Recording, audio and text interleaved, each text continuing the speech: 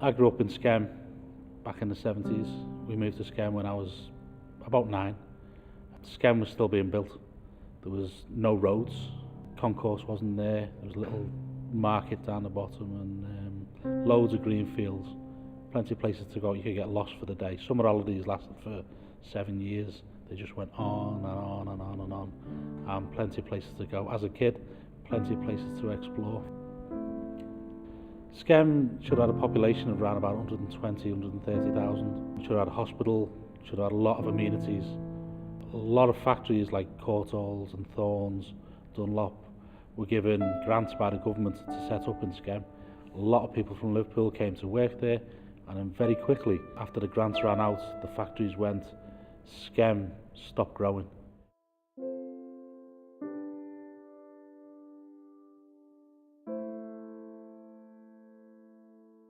I started down a negative path. 14, 15, 16, I was part of a gang. Done a few things that I can't say I regret, but if I had my time again, I probably wouldn't change anything. I became a youth worker when I was 25, 26, and I think when kids have said to me, "What do you know?" Well, I actually know quite a bit. I always knew I was meant for something better. I always knew there was something more.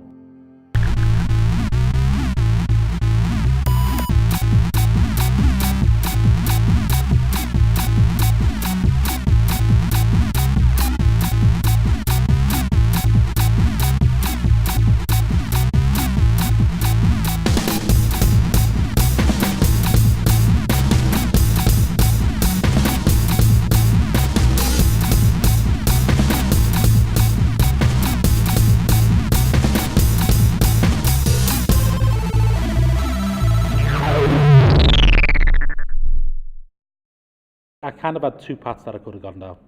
I could have stayed on the path of gangs, fights, stealing cars and all that type of stuff, or I can go down this path now. So now I've got two choices.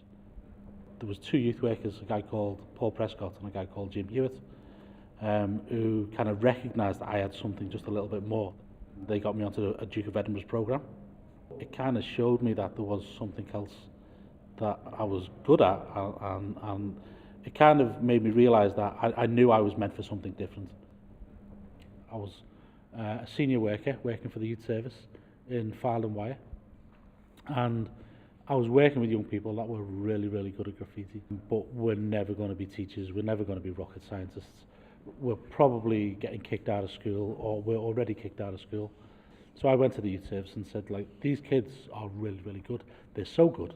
They're better than the organisations. Why aren't we paying these kids to work in their area, their locality, and show their peers that they can actually do something and really achieve something?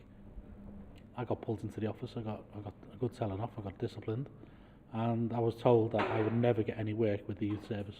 To this day, those young people that I initially set it up for are still working for us. They've just set up their own print company up in Blackpool, two of them. We've just supported them to get that done, and whenever we do commissions and we need artists, they're the artists we pay. That's how Youthing came about. I give them an opportunity. I don't make them do what we do. I don't stop them from doing what they do. But there comes a point where they have to make a choice, and the choice is: do you take this path where you get commissions, you get paid to do something you're really good at, or do you go down the other path and you keep tagging, you keep doing the antisocial stuff, and you get nicked, you end up with a fine, you end up in prison.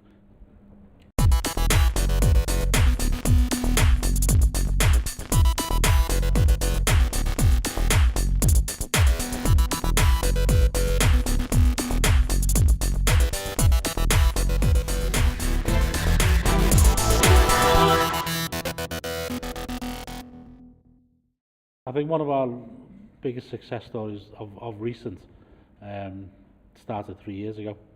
I was at a party and I was talking to some people about what I did and working with young people and doing graffiti and empowering them, and this one says, "Oh, my nephew does graffiti, he's a good graffiti artist." So I'd said, "So why don't you get him to come down?" And then I got a message off this kid called Si, and I told him about the project. If you want to come down, bring some of your mates down. I heard about a project that was going on, so I messaged Gary, and then he told me where to turn up and what to do and stuff, so I went down. He was helping other young people to do some good graffiti. Got involved really, I'd done painting before, but I'd never done any like commission kind of stuff or any workshops or anything like that, so it was all new to me. He kind of just fitted kind of what you think was about. His talent, his ability, just needed recognising, and it needed someone to give him an opportunity. I don't often give praise because I think by overpraising people it becomes worthless. And I suppose one day I'll tell him how good he's doing, but I don't want him to know yet. I still want him to achieve more. I think back then, because as an artist or as a graffiti artist or any kind of creative, you have an opinion, you have a very strong opinion of what you do. And I think back then, I really didn't like people telling me how to paint or what to paint and stuff like that. I'd say back then Gary had a certain way of painting. It had to be the same way. And I wanted to do what I wanted to do at the time, which probably thinking back then, I probably had some silly ideas. Like, we've both grown together in the ways that we work and how we work. Over the past 3 years, like everyone else, I've been through a lot of ups and downs and stuff. And I'd say every time he has been there to offer some advice and stuff, and it helps. I think it does, having someone who's experienced what they have and a lot through life to give you advice. You don't do this thing for the money. I'll never be a millionaire. I'll never make a lot of money. But that doesn't matter. Because when I see people like these guys who 3 years ago were potentially going down a different route, and now everything they do is legal. They don't do anything illegal in terms of the graffiti and the artwork that they do.